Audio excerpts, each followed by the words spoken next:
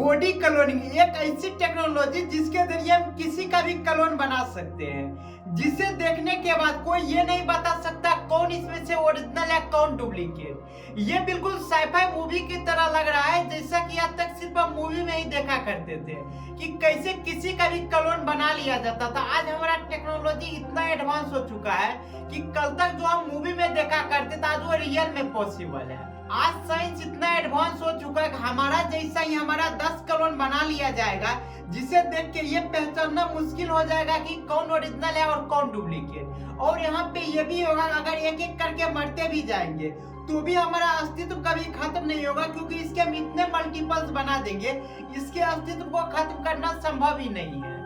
तो आज के समय में हम समझते हैं कि बॉडी क्लोनिंग कैसे की जाती है और हमारे पास इसकी कितनी टेक्नोलॉजी अवेलेबल है।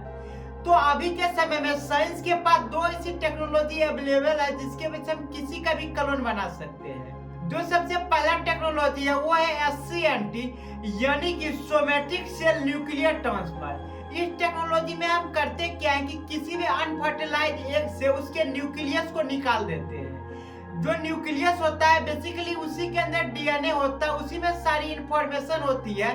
तो हम यहाँ पे क्या करते हैं कि न्यूक्लियस को हटा देते हैं और उस न्यूक्लियस की जगह हम किसी डोनर का उसमें DNA डाल देते हैं, जिसका हमें कॉपी बनाना है, जिसका क्लोन बनाना है।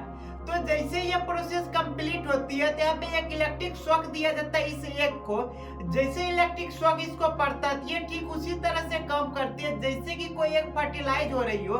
तो यहाँ पे जो इलेक्ट्रिक शॉक है बेसिकली ये उसी तरह के सिग्नल का काम करती है और यहाँ पे एम्ब्रियो बढ़ने लगता है। जैसे ये एम्ब्रियो बढ़ने लगता है इसको फर्दर डेवलपमेंट के लिए इसे वोम की जरूरत पड़ती है। तो जिसके लिए एक सरोगेट मदर का यूज किया जाता है। उसमें करते हम लोग क्या है कि सरोगेट मदर के यूटेरस में इस एग को डाल देते हैं और जहाँ पे ये धीरे धीरे ग्रोथ करने लगती है। ये प्रोसेस ठीक उसी तरह से काम कर रही होती है जैसे कि कोई नेचुरली प्रेग्नेंट होने के बाद उसके अंदर जो बेबी का डेवलपमेंट होता है उसी प्रकार से जब इस एग को डाल देते हैं इसका भी डेवलपमेंट ठीक उसी प्रकार से होता है। और एक टाइम ऐसा आता है जब ये बेबी फुल्ली डेवलपमेंट हो जाती है तब इसका बर्थ होता है। इसका जो सबसे पहली बार हमें सफल एक्सपेरिमेंट जो देखने को मिला था वो हमें रोसलिन के इंस्टीट्यूट में देखने को मिला था, जो कि स्कॉटलैंड में अवेलेबल है। यहाँ जो एक्सपेरिमेंट किया गया था वो शिप पे किया गया था, जिसके वजह से ये जो एक्सपेरिमेंट फेमस हो वो डॉली द शिप के नाम से हुआ, जो कि 1996 में हुआ था। जहाँ पे किया ये गया था एक एडल्ट शिप से उसका सेल लिया गया और उसके DNA को एक्सट्रैक्ट कर लिया गया और फिर एक दूसरी फीमेल शिप से उसका एग को लिया गया अनफर्टिलाइज एग को और फिर उस एग के न्यूक्लियस को निकाल के ये जो पहला वाला डोनर शिप था इसके DNA को उसमें डाल के इलेक्ट्रिक फ्यूजन के द्वारा यहाँ भी उसको एक्टिवेट कर दिया गया। और जैसे ही एक्टिवेट हो गया तो इसको एक तीसरे शिप के यूटेरस में डाला गया, जिसके वजह ये धीरे धीरे ग्रो करने लगा और 148 दिन के बाद पहला एक शिप का जन्म होता है जिसका नाम डॉली रखा गया, जिसके वजह से ये एक्सपेरिमेंट आगे जाके फेमस हो गए डॉली द शिप के नाम से। और यहाँ पे देखने वाली बात ये थी कि पहली बार ऐसा हुआ कि कुदरत के नियमों के साथ खेला गया, किसी के DNA से ही किसी का क्लोन बना लिया गया। इस टेक्नोलॉजी की सबसे खास बात ये होती है कि इसमें हमेशा हमें DNA की जरूरत पड़ती है, जो कि डोनर का DNA होता है। अगर हम अपना क्लोन बनाना चाहेंगे तो हमारा ये स्किल लिया जाएगा जिससे DNA कलेक्ट किया जाएगा, या फिर हमारे बोन से भी हमारा DNA कलेक्ट किया जा सकता है। लेकिन एक ऐसी टेक्नोलॉजी भी अवेलेबल है जिसमें DNA को कलेक्ट करने की जरूरत ही नहीं पड़ती, जिसे हम क्रिस्पर टेक्नोलॉजी कहते हैं। ये ऐसी टेक्नोलॉजी है जो किसी चमत्कार से कम नहीं है। इस टेक्नोलॉजी में किया यह जाता है यहाँ पे जीन मॉडिफाई किया जाता है। इस जीन मॉडिफिकेशन की वजह से हम ह्यूमन को काफी एडवांस बना सकते हैं। इस टेक्नोलॉजी का यूज करके हम किसी भी ह्यूमन का सुपर ह्यूमन वर्जन बना सकते हैं, जहाँ पे जो सोचने वाला चीज होता है, जहाँ पे जो थिंकिंग प्रोसेस का जो यूनिट होता है वो DNA के अंदर, जहाँ पे ये इंफॉर्मेशन तक सोचने वाली जो शक्ति है उसका कितना गुण होना चाहिए, अगर हम उसको सक्सेसफुली मॉडिफाई कर देंगे तो इससे जो ह्यूमन तैयार होगा वो इतना ज्यादा एडवांस ह्यूमन पैदा होगा जिससे हम आज इमेजिन भी नहीं कर सकते। ये टेक्नोलॉजी की यही सबसे खास बात होती है।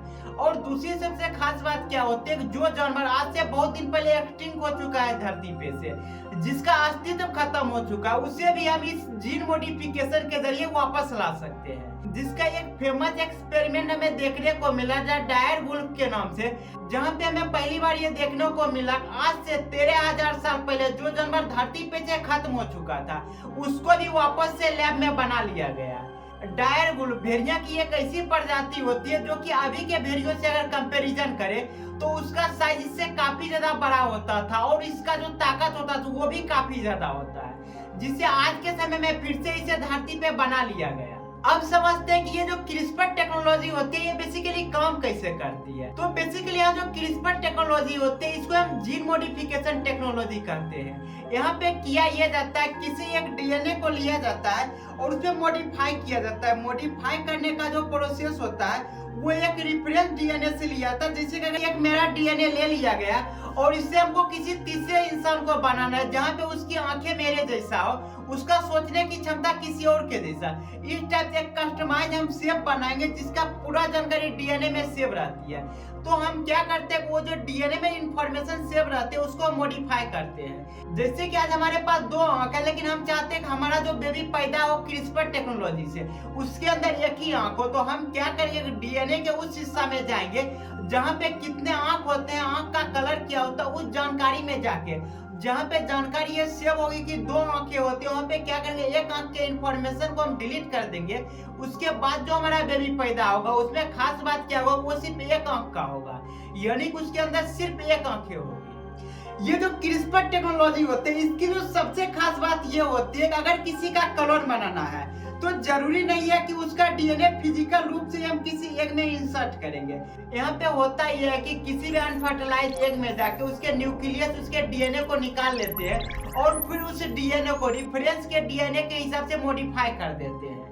यानी कि आज जो हमारे शरीर में जो डीएनए है इसको अगर निकाल के इसका प्योर फिंगरप्रिंट रख लेंगे, यानी कि इसके अंदर जितनी जानकारी है, तो ये डिजिटल सेव डाटा को आज से 1000 साल बाद अगर किसी कंप्यूटर में इसको प्रोसेस करके डीएनए को मॉडिफाई किया जाएगा उस समय के डीएनए को, तो बिल्कुल हूबहू कॉपी हमारे जैसा बनाया जा सकता है। ये जो ह्यूमन बॉडी होती है इसके अंदर 23 क्रोमोसोम पेयर होता है, यानी कि टोटल 46 क्रोमोसोम, और इसके अंदर जो जानकारी डिस्ट्रीब्यूटेड रहती है वो 3.2 बिलियन पेयर में जानकारी रहती है।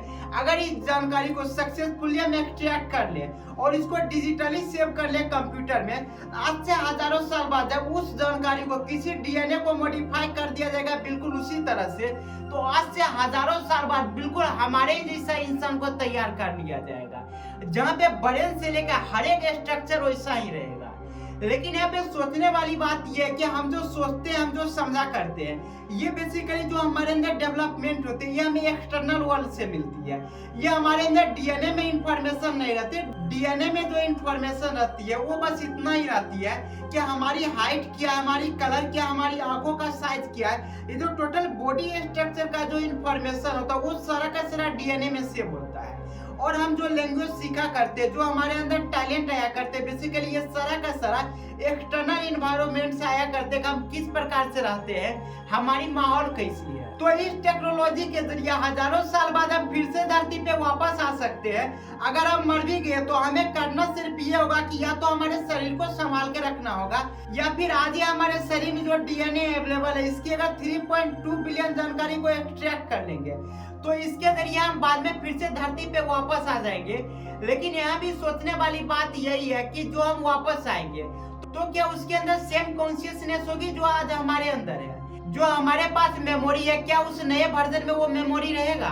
तो इसका जवाब है नहीं, क्योंकि हमारा जो जानकारी सेव होता है मेमोरी के फॉर्म में वो हमारे ब्रेन में होता है, और जब भी किसी डीएनए को हम एक्सट्रैक्ट करते हैं तो इसमें वो सारी जानकारी नहीं रहती, इसमें सिर्फ उतना ही जानकारी रहती है जो हमारे बॉडी के स्ट्रक्चर को बताती है। तो यहाँ पे हम ये समझ गए कि हमारे जैसा ही क्लोन बना लेना इसका मतलब ये नहीं होगा कि हम इमोर्टल हो गए, क्योंकि होगा ये कि जब हमारी सारी मेमोरी उसमें कॉपी ही नहीं होगी तो हमें हमेशा ये फील होते रहेगा कि मैं तो अमर हुआ ही नहीं। और मान लीजिए किसी तरह हम मेमोरी को कॉपी भी कर देते हैं, तो भी जो हम इस वर्जन में रहेंगे हमें हमेशा ये फील होगा ये बॉडी के साथ हमारा सारा चीज तो खत्म हो जाएगा, क्योंकि जो हमारा सेकेंड वर्जन बन के तैयार हुआ है वो कभी भी एक कनेक्ट नहीं हो पाएगा एक दूसरे से कि जो मैं हूँ वही ये है।